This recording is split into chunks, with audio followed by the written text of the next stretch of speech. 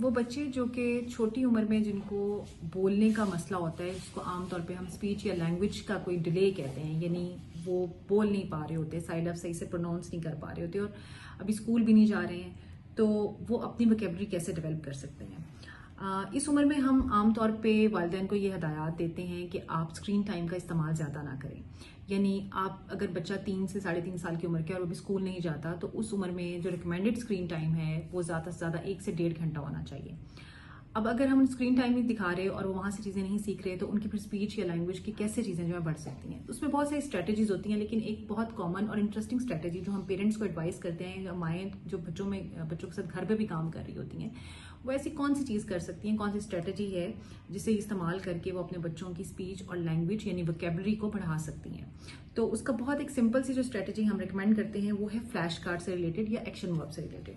Flash cards या action cards easily market से available भी होते हैं और मुख्तलिफ साइजेस में होते हैं। जैसे कि मेरे पास ये वाले कार्ड्स हैं, ये these are the small cards और these are body parts cards.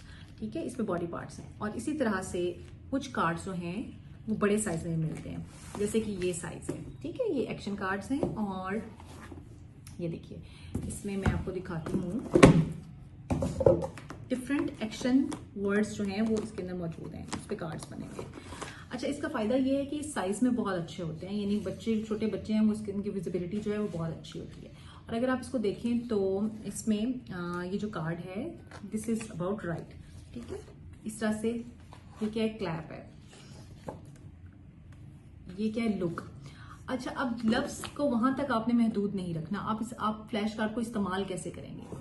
इसका तरीकाकार ये है कि फॉर एग्जांपल आपने बच्चे को ये दिखाया है, उसकी आपने सबसे पहले अटेंशन जो है वो लेनी है, क्योंकि आपको ज़ाहिर बच्चा तभी सीखता है जब वो आपके ऊपर अटेंशन देगा, फोकस करेगा। So these flash cards attracts children attention और फोकस।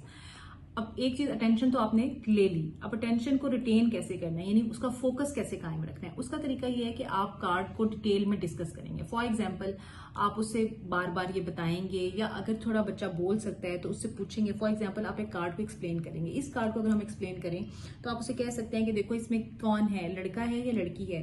अच्छा, वो इस पर अब फोकस करेगा और देखेगा, बालों से पहचानने की कोशिश करेगा कि ये लड़का है या लड़की है। तो अगर वो बताता है तो गुड, अदरवाइज आप एक्सप्लेन कर सकती हैं कि ये लड़की की तस्वीर है, इस तरह से उसके हाथ में क्या है, उसकी आंखें कहाँ नजर आ रही हैं, क्या उसके जो मिरर है उसमें भी उसकी आईज नजर आ रही हैं, नहीं आ रही, इसने कपड़े किस रंग के पहने हुए हैं। इसका मतलब ये है कि आप उस कार्ड्स की डिटेल्स जो है वो डिस्कस कर सकते हैं। इस तरह से ये कार्ड देखिए, तो ये ड्रिंक, पानी पीना है। ठीक है, इससे बच्चे को एक तो कम्युनिकेशन के जो वर्ड्स हैं जिसको हम फंक्शनल कम्युनिकेशन कहते हैं, यानी रोजमर्रा के इस्तेमाल के जो लफ्ज हैं बच्चा वो सीखता है, उसकी डिटेल्स सीख सकता है। यानी इसके हाथ में ग्लास है, इसको क्या कहते हैं, हम ग्लास कहते हैं।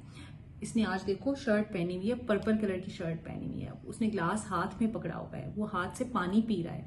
ये वो तमाम छोटे छोटे लफ्ज हैं जो कि हमारे लिए तो शायद बहुत कॉमन है, लेकिन हमने बच्चों को अगर स्पीच सिखानी है या उनके पास वोकेबलरी ऐड करनी है तो ये दोनों तरह से उसको हेल्प आउट करेगा।